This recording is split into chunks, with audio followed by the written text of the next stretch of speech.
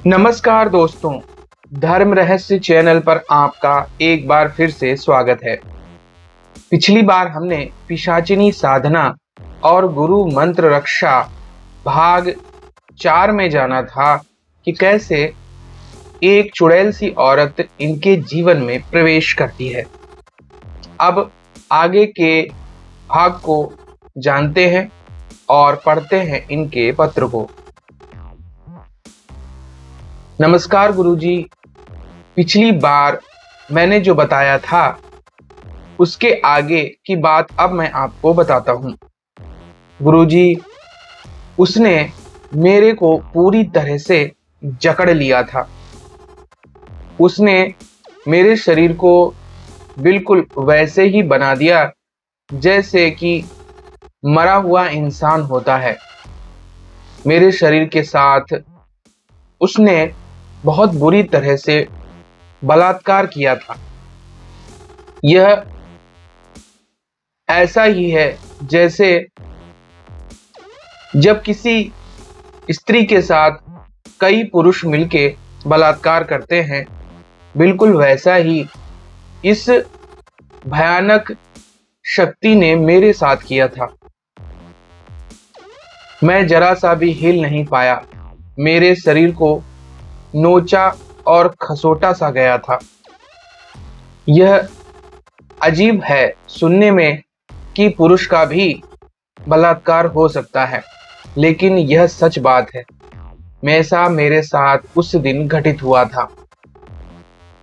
लेकिन जैसे ही वह संतुष्ट हो गई, तुरंत ही वह सामने आकर खड़ी हो गई और कहने लगी, तूने मुझे प्रसन्न किया है, इसलिए अब बता कि तूने पिशाचिनी की सहायता से मुझे क्यों बुलाया है। तब मैं अपने आप को संभालते हुए उससे कहने लगा, मुझे धन की प्राप्ति करनी है, इसलिए मुझे कहीं से भी धन की प्राप्ति करवाओ। कुछ क्षण रुकने के बाद वह बोली, आज जब तू बस में सफर करेगा, उस दौरान एक औरत तुझे मिलेगी। उसे अपनी माँ बना लेना। मैं तेरी इसमें सहायता करूंगी, फिर तुझे सब कुछ मिल जाएगा। उसकी बात पूरी हुई तो मैं आश्चर्यचकित रह गया, क्योंकि किसी भी स्त्री को मां बनाने से भला मुझे धन कहां से मिल जाएगा। लेकिन उसकी बात तो माननी ही थी। तब वह कह के गई कि मैं जल्द ही आऊंगी और तू इसी प्रकार मुझे संतुष्ट करना। यह कहकर फिर वह वहां से गायब हो गई। अब मैं उस घटना के बारे में सोचता रहा जो उस शक्ति ने मेरे साथ किया था। उसने मेरा पूरा शरीर ही निचोड़ दिया था। अब मैंने पिशाचिनी का आवाहन किया और उसे बुलाया, तो वह कहने लगी कि उसका भोग तो उसे देना ही होगा, जैसे मुझे देते हो। बस फर्क इतना है कि मैं सरलता से वही कार्य करती हूँ और वह अपने नियंत्रण में रखकर वही कार्य करती है। हम दोनों को ही तुम्हें संतुष्ट रखना ही होगा, इसके अलावा कोई अन्य विकल्प नहीं है।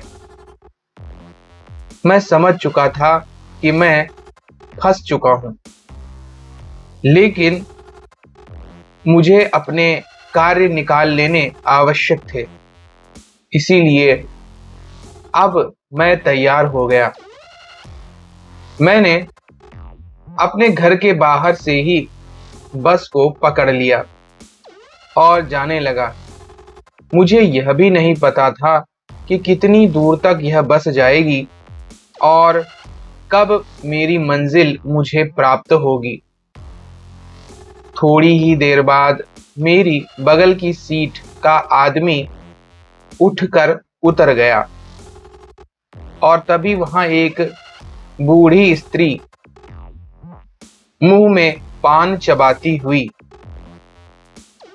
वहां पर आई और मुझसे कहने लगी, क्या तेरे बगल की सीट खाली है? क्या मैं इस पर बैठ सकती हूं? मैंने उसे अपने बगल में बिठा लिया। उसकी बातों से वह बिल्कुल भी अच्छी किस्म की औरत नहीं लग रही थी। उसकी हरकतें बिल्कुल भी अच्छी नहीं थी, लेकिन पिशाचिनी शक्तियों के कहे अनुसार अब मेरे लिए कोई दूसरा विकल्प भी तो नहीं मौजूद था। इसलिए मैंने अचानक से अपने कुछ कपड़े उसके पैरों पर गिरा दिए और उठाने लगा। तब मैंने उसके पैर पकड़े ऐसे कि उसे लगे। तब वह कहने लगी, क्या हुआ? तू मेरे पैर क्यों पकड़ रहा है?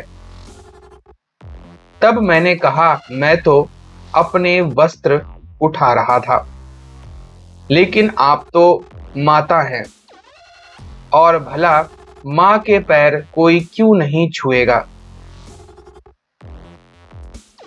तब वह मुस्कुरा कर कहने लगी, तू पहला है जो मेरा बेटा बना है, वरना तो सब मेरा स्वामी ही बनने की कोशिश करते रहे हैं।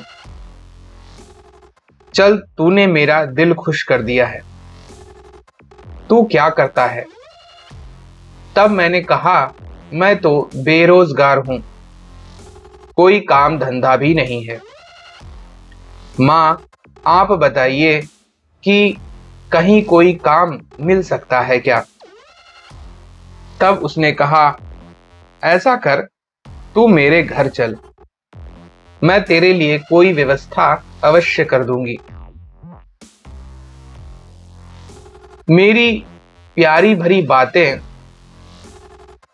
उस स्त्री को वशीभूत कर रही थीं। ऐसा लग रहा था जैसे कि वह मेरे वशीकरण में आ चुकी है। शायद उन शक्तियों का प्रभाव होगा। इसीलिए अब उस स्त्री के कहने पर हम लोग उस बस से उसके घर के कुछ ही दूर आकर रुके और फिर वह आगे आगे चलती रही, मैं उसके पीछे पीछे। थोड़ी देर बाद उसका घर आ गया और मैं उसके घर के अंदर प्रवेश किया तो वहां पर मैंने 4-5 औरतों को बैठे हुए देखा। वो सभी देखने में बिल्कुल भी सभ्य घर की नहीं लग रही थी। उन सबके वस्त्र खुले थे, बाल बिखरे थे, मुंह में पान चबाती हुई ये सारी स्त्रियां पूरी तरह से सभी मेरे को देखने लगी और गलत हरकतें करने लगी। लेकिन तभी इस बूढ़ी औरत ने उनको डांटते हुए कहा, यह मेरा बेटा है, तुम लोग अपने ग्राहक ढूंढो। फिर वह मुझे अंदर लेकर गई और सामने बिठाकर मेरे लिए मिठाई और पानी लेकर आई। तब वह कहने लगी, बाहर जो तुमने देखा है, क्या उसको देखकर भी तुम मुझे माँ ही कहोगे? तब मैंने कहा, इस बात से मुझे कोई फर्क नहीं पड़ता कि बाहर कौन थी, मेरा तो आपसे जुड़ाव है। तब वह कहने लगी कि मैं पहले कोठा चलाती थी, यानी वैश्यालय, और यह सभी वहां पर रहा करती थी। अब यह काम मैं छोड़ चुकी हूँ।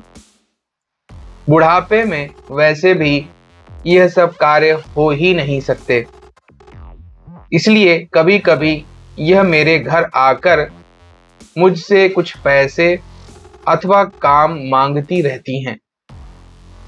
आज भी यह सभी अपने लिए ग्राहक ढूंढ रही होंगी। मैंने कहा, कोई बात नहीं माँ, जीवन में परिस्थितियां सबके लिए अलग अलग होती रहती हैं और परिस्थितियों के प्रभाव से ही व्यक्ति अपने अपने कर्म करता है। इसलिए अगर आपने अपने जीवन में ऐसे कर्म किए हैं तो वह पुरानी बात है। मेरे लिए तो आज भी आप माँ ही हैं। तब वह खुश होकर कहने लगी, सच में पूरी जिंदगी भी निकल जाए तो भी तेरे जैसा बेटा नहीं मिलेगा। मैंने गर्भ से एक भी बालक पैदा नहीं किया, लेकिन आज लगता है कि अगर किया होता तो तेरी ही उम्र का होता। आज से तू मेरे साथ रह और मेरा घर संभाल। मैं आश्चर्यचकित था कि कैसे इस स्त्री पर मेरा पूरा वशीकरण चल चुका है। लेकिन प्रश्न तो वहीं का वहीं था। आखिर मुझे प्राप्त क्या हो रहा है? इस स्त्री की सेवा से मुझे क्या मिल जाएगा? लेकिन उन शक्तियों के कहे अनुसार मेरे लिए उस औरत की सेवा करना जरूरी था और मैं एक सच्चे पुत्र की तरह उस औरत की सेवा करता चला गया। रात्रि के समय उसके घर में एक अलग कमरा मुझे दिया गया था, तो मैंने वहां पर फिर से पिशाचिनी और बाकी साधनाएं की। रात्रि के समय अचानक से मैं लेटा हुआ था, फिर वही शक्ति दोबारा आ गई। बिना कुछ कहे उसने मेरा मुंह दबाया, मेरे शरीर के साथ खिलवाड़ किया, मेरे अंदरूनी अंगों को बुरी तरह निचोड़ा और इस प्रकार मेरे साथ रात्रि भर भोग किया। इसके बाद वह फिर से शांत हुई और मेरे सामने आकर कहने लगी, मैंने तेरा आधा काम कर दिया है, अब तुझे बाकी का आधा खुद करना होगा। तब मैंने उससे पूछा कि तुमने आखिर इस बूढ़ी औरत को ही क्यों चुना जो कि कोठे वाली थी, यानी जो वैश्यालय चलाती थी? तो उसने कहा, मूर्ख है तू, तुझे नहीं पता इसके पास कई अमीर लोगों का बहुत बड़ा धन रखा हुआ है और जब यह मर जाएगी तब सब तेरा हो जाएगा। इसलिए मैं तुझे सबसे पहले उसका धन दिखा देती हूं। और उसके तांत्रिक शरीर को उसने दिखाया और उसी में एक आईना सा बन गया। उसमें मैंने देखा कि उसके किचन वाले कमरे के बगल में एक स्टोर रूम है। उसी के अंदर एक बड़े बक्से में काफी मात्रा में सोना और गहने रखे हुए हैं। वह मात्रा काफी अधिक थी। लगता था जैसे कि इसके पास कोई खजाना ही मौजूद है। और मैं यह सब सोचकर खुश हो गया कि कम से कम मेरी साधना सफल तो हुई। तभी वहां पर पिशाचिनी आ गई और उसने भी मेरे साथ संबंध बनाने शुरू कर लिए। मैं इनको रोक नहीं सकता था, पर मेरा शरीर सूख रहा था। मुझे बुखार सा आने लगा था, लेकिन इन दोनों को कोई फर्क नहीं पड़ता था। किसी प्रकार उसे भी संतुष्ट कर अब दोनों मेरे सामने उपस्थित थी। दोनों ने कहा कि अब ज्यादा समय यहाँ रुकना ठीक नहीं है। ऐसा कर बाहर एक छोटे ट्रक वाले को बुला ले और इस बूढ़ी औरत को तू एक तकिए को इसके मुंह पर रखकर इसे मार डाल और इसका सारा खजाना लेकर अपने घर चल। यहाँ पर हम लोग ज्यादा समय नहीं आ सकती हैं, इसीलिए तेरे घर में ही हमारे लिए उपयुक्त जगह है। वहां पर तूने हमारी अच्छे से साधना कर रखी है। उन दोनों ने कहा, बुढ़िया सो रही है, ऐसे में तू उसके बगल में रखी तकिया से उसका मुंह दबा दे, जिससे वह मर जाए। यह सुनकर मेरा दिमाग चकरा गया। यह तो मुझसे हत्या करवाने की कोशिश करने वाली हैं। अब मैं क्या करूं? इसके बाद गुरुजी क्या हुआ आगे की घटना मैं आपको बाद में लिख कर भेजूंगा। धन्यवाद गुरुजी। तो देखिए यहाँ पर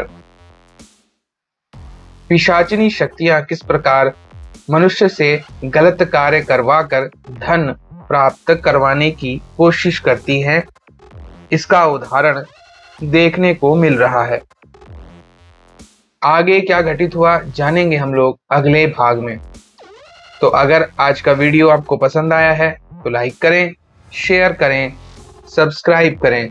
आपका दिन मंगलमय हो। धन्यवाद।